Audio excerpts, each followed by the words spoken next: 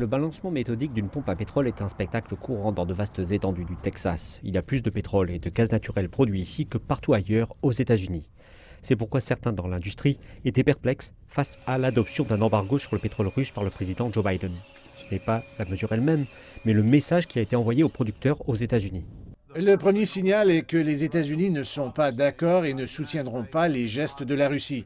Mais la deuxième chose qui doit se produire pour que le premier élément signifie quelque chose est d'avoir une réinitialisation de la politique énergétique américaine. Cela ne s'est pas produit selon Todd Staples de l'Association pétrolière et gazière du Texas, l'un des plus grands groupes de lobbying de l'État. Il estime que pendant trop longtemps, le pétrole et le gaz naturel ont été traités comme un fardeau plutôt que comme un actif. Et que les combats en Ukraine ont aggravé ce qu'il appelle de mauvaises décisions politiques qui ont laissé les États-Unis trop dépendants du pétrole étranger. Ce dont je parle, c'est d'annuler des projets d'oléoducs, de retarder l'exploitation à terre et en mer. Loin d'une réinitialisation de la politique énergétique, l'administration Biden semble vouloir raffermir celle déjà en place. Le président américain a déclaré mardi que ces politiques ne freinaient pas la production aux États-Unis, plaçant au moins une partie du blâme pour la flambée des prix aux producteurs. Ils ont 9000 permis pour forer maintenant. Ils pourraient forer en ce moment.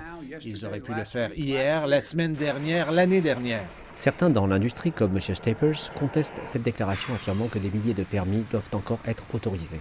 Mais même si les producteurs américains commencent à augmenter leur production dès maintenant, les experts disent qu'il faudra des mois avant que ce pétrole n'arrive sur le marché. De nouvelles infrastructures prendraient des années. Ce qui signifie pour les consommateurs que les prix à la pompe continueront d'augmenter.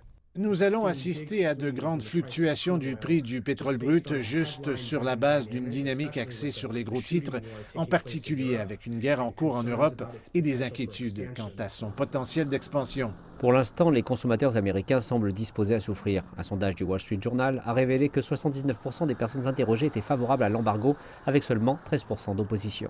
Arrêtez d'importer du pétrole de Russie et faites-leur mal. Cela va faire monter l'inflation encore plus haut, mais nous devons faire ce que nous devons faire. L'industrie pétrolière affirme qu'elle fera également ce qu'elle doit faire, mais pour être plus efficace dans la lutte contre les hausses des prix, elle aura besoin de l'aide de Washington.